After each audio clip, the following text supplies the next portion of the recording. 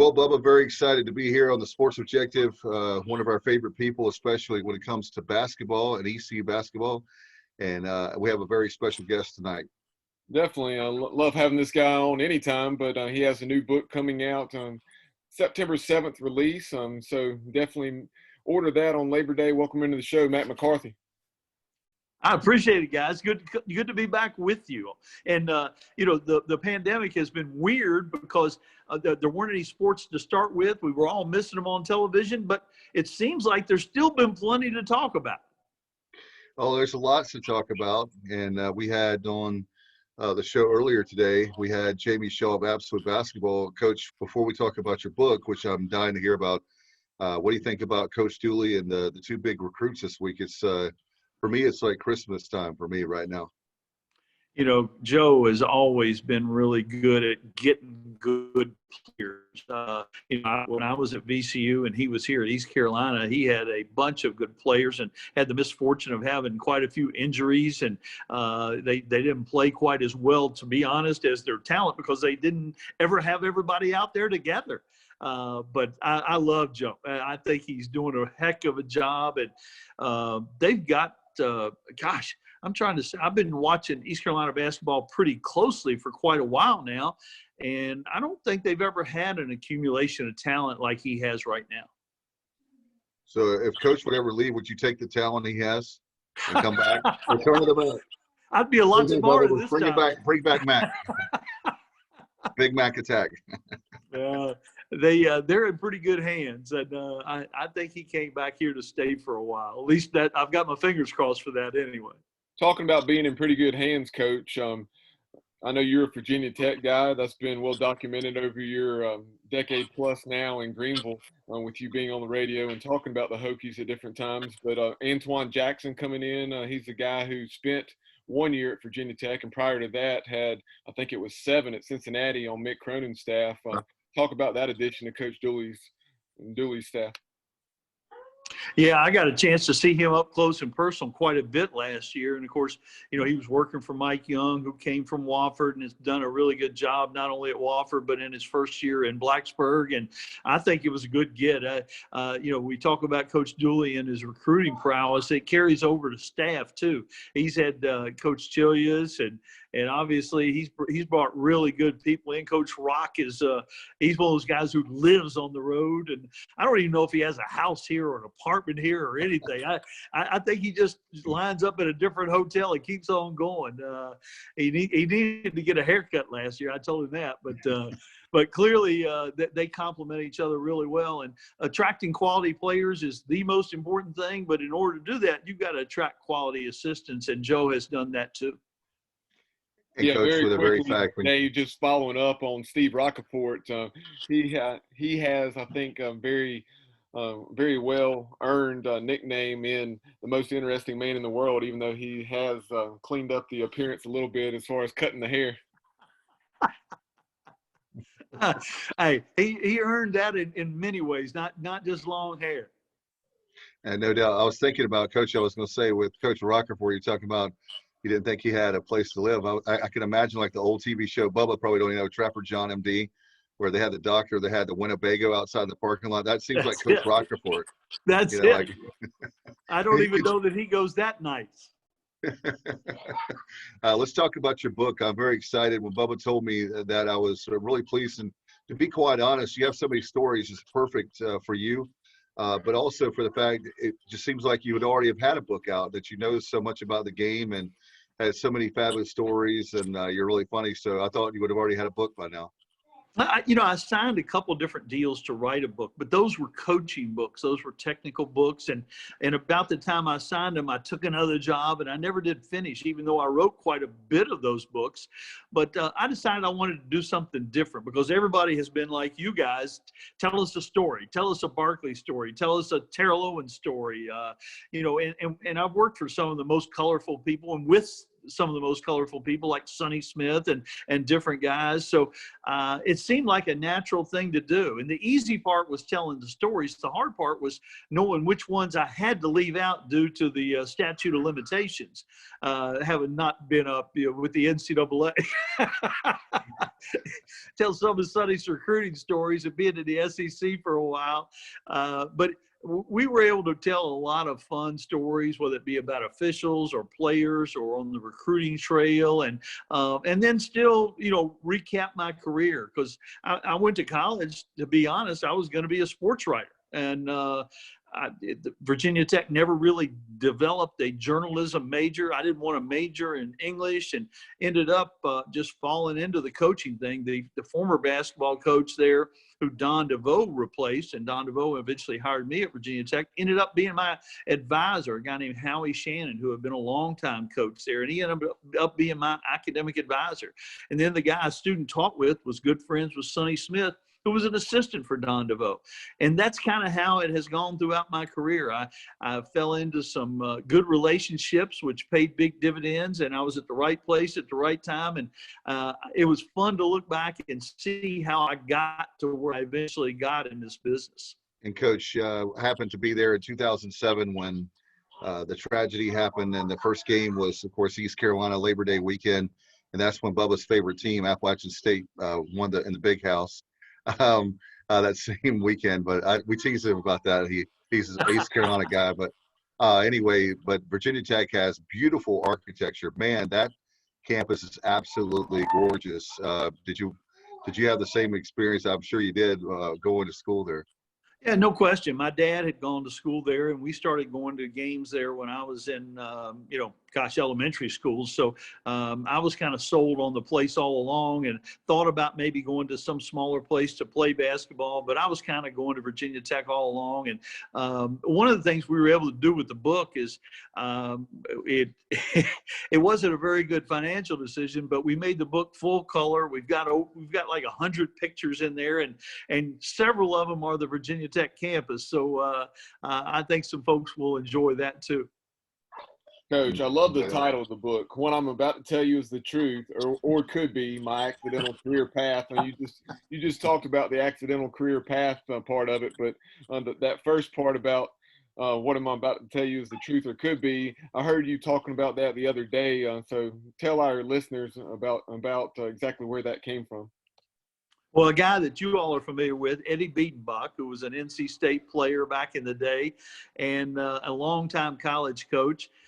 Whenever I'm around him, and whether he's speaking to a group or he's telling a story, he says that what I'm about to tell you is the truth or could be. And I don't know that it was originally his idea to say that, but he's the only one I've heard say it. And when he first said that, and it was years ago, I told him that day, I said, I'm going to write a book, and that's the title of the book. And he just laughed like everybody else does. So when I called him this spring, sometime early in March, I said, listen, I'm writing a book. You remember what I told you? He said, no. I said, what I'm about to tell you is the truth or could be is going to be the title. And I just called you for permission. And he started laughing. He said, to be honest, tell me the truth now. You were going to use it whether I gave you permission or not. And I said, yeah, I was. And you're talking about this right after Labor Day when it comes out? Yeah, Labor Day, we're going to put it on the website. You can go to the website now and look at the book. The cover of it is on there, and some quotes are on there from some former players, and a little bit about, why I wrote the book. But it's just mackmccarthy.com. And on Labor Day, you'll be able to order the book. And delivery should be sometime in September. With COVID going on, you never know. But we should be able to ship the book sometime in September. And I couldn't be more excited. As it's gone further along, even though it's been a lot of work, I've gotten more excited about people getting to see the book. Hey, Bub, I just realized something. This week is one of the biggest weeks. We're actually evolving because we've had now 2 authors on in the same week. Our crowd, I don't know if they can read a book. No, I'm just kidding, but I'm just kidding. That's why it has all those 100-plus pictures like Matt. Exactly. Already That's right. We had Jay Paterno on Monday night. He's got a book out. Came out on Monday, and then your book is coming out around Labor Day. So that's very exciting. as far as how long did it take you, out of curiosity? I've always, since I was a little boy in my elementary school, and you see those books, fiction, nonfiction, I've always wanted to write a book. How long did it take you to write the book?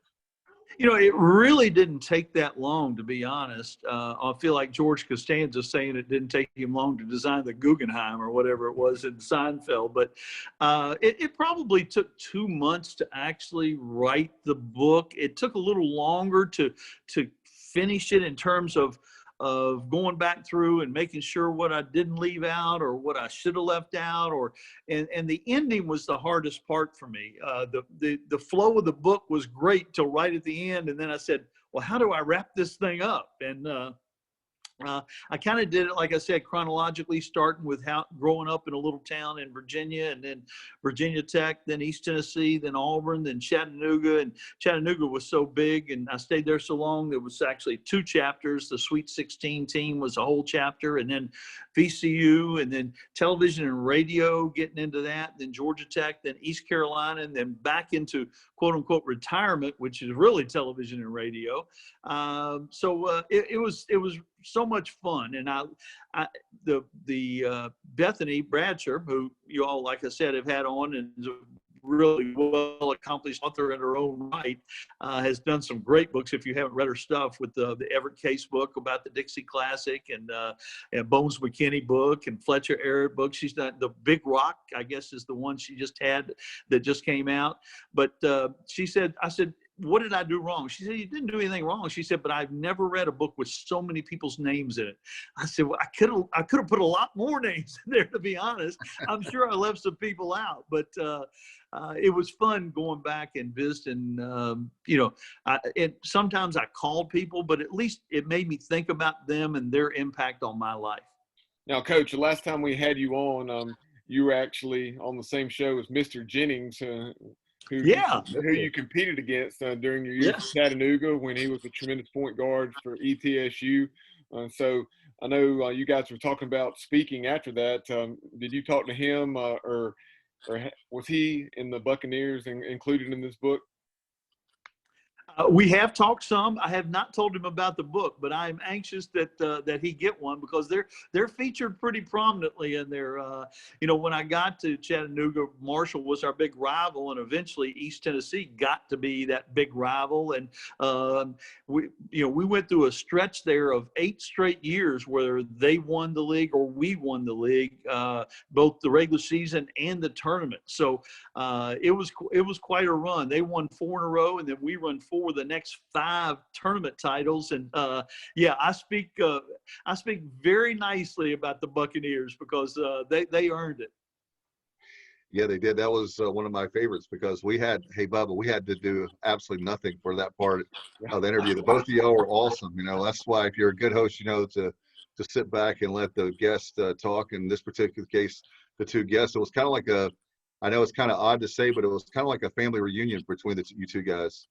I loved it. And it was funny that he didn't know that I had a role in him actually ending up at East Tennessee State. So that was one of the things we followed up the next week and talked about. And Kyle and I, Dave, and I think you were included on this conversation as well, just talking about the idea for maybe not necessarily a separate podcast, but kind of a feature on our podcast of, including a former head coach and players, or player and player, coach and coach, and those guys who have competed against one another, and calling it after the smoke clears or something like that. That would be fun. It really would be. Those guys like to reminisce about those days too. We talked about the Zoom thing earlier. It is nothing. Once every other week or so, I'll get a Zoom call from our former players at Chattanooga or Auburn, and there'll be 16, 17, 18 of them on the call, and it couldn't be more fun. I just sit there and laugh at them and enjoy the heck out of them in retrospect. What would East Carolina be your toughest job, as far as the most challenging, or what would be the most challenging job that you had in your career? Probably East Carolina. The ETSU had really struggled when we got there, but there were 0 expectations, and we were able to turn it around really quickly.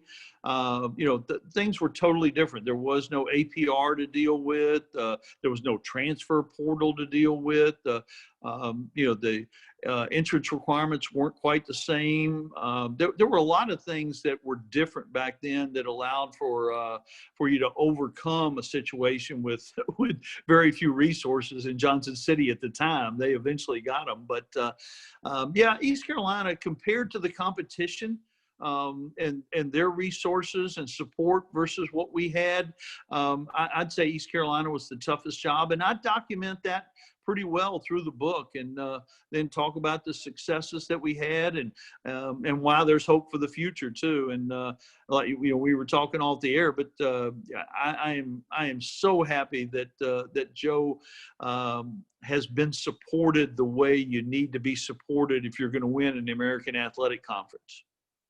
Coach, I wanted to ask you, as far as to add to that, being that you're the former coach at East Carolina, and that you obviously have forgotten more than I'll ever know about basketball, what do you think, as far as facilities are concerned, things that we can improve at Williams Arena?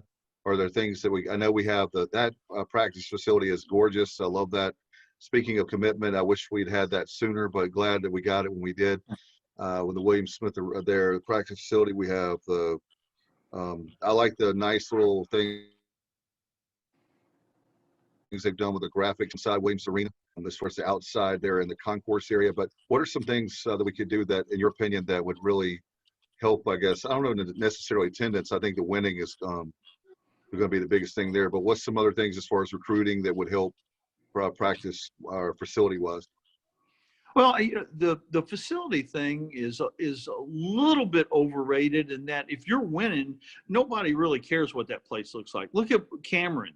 It's not a special place. It's a special place because they win, and there's history of winning and all that goes with it. But and now they've done things to it to make it as nice as it can be. But, you walk in there, you're not overwhelmed, except you're overwhelmed by the history of the building. And there's not a lot of history at Williams Arena, Minges Coliseum. And that's just the way it is. But there can be a history there, and winning will overcome all that. I've never coached in a better atmosphere than the night we beat NC State. There was nothing like that. It was incredible. And it can be like that on a regular basis. But yeah, it needs to look more like an arena, and you can do a lot of stuff in this day and age with graphics and video boards and signage. The fan experience needs to be as good as it can be. And of course, the number one thing that makes a fan experience good is winning basketball games. I was listening to Gino Torretta today talk about Miami, and they're almost a joke, and they have been a joke for a while in terms of their home field advantage, but not when he played, because they were winning national championships. And that's what he was pointing out, whether it be the Marlins or the Heat or whoever you're talking about, the Hurricanes. If you're winning in Miami, it's a great pro sports town, a great college sports town.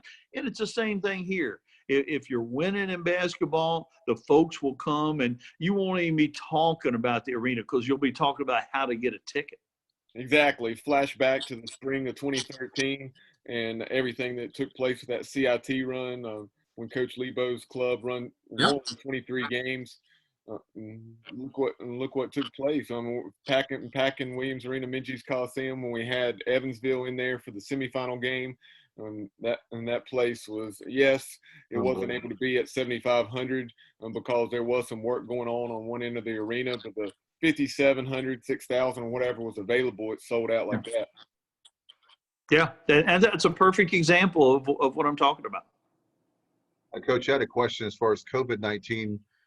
Your thoughts? Have you heard anything inside the basketball circles about conference only for American or other leagues, or maybe delaying the season to? We're hearing maybe January. Bubba and I were talking about that in the previous interview with Jamie Shaw. But do you think that's a possibility? That I know anything's possible in the world we live in now, but.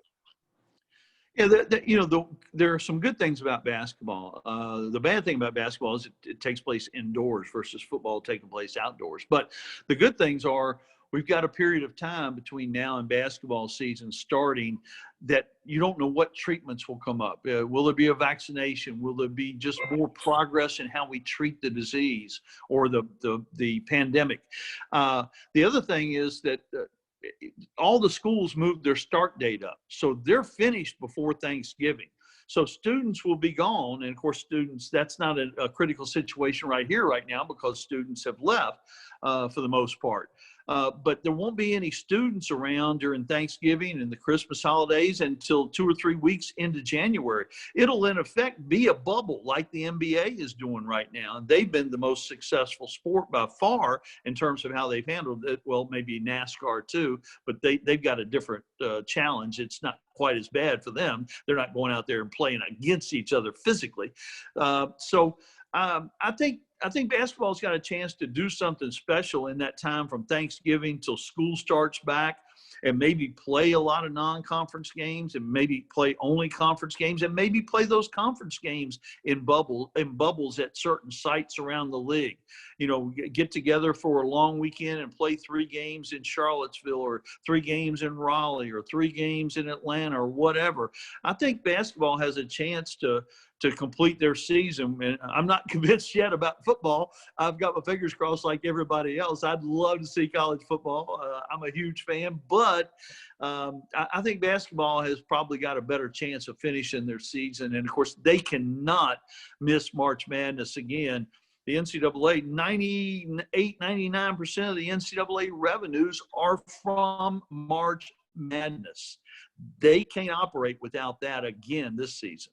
And Coach, you must be reading my mind. Coach K, I've heard him say twice that we cannot afford to miss a tournament 2 years in a row. And that the fact about, what is it, $1 billion? I mean, it's a lot of cash that comes into the NCAA, and it's like the cash cow for the organization. And certainly with that particular case with basketball. Furthermore, I think it's one of the big sporting events of the year. And I think that I'm even hearing that they may do some kind of, like the idea I've heard is some kind of, maybe you have a bubble for even the tournament. I don't know how that would work, but that's a possibility as a way to keep the players safe, the coaches safe, to have it maybe in certain sites. I guess they already do that really anyway now with the regional sites, but I don't know how that would work.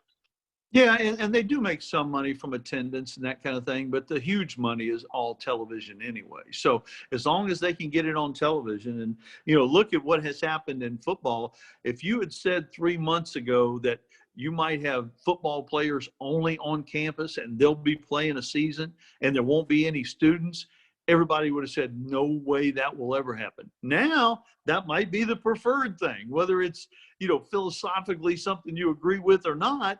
That might save college football revenue-wise by being in that quasi-bubble.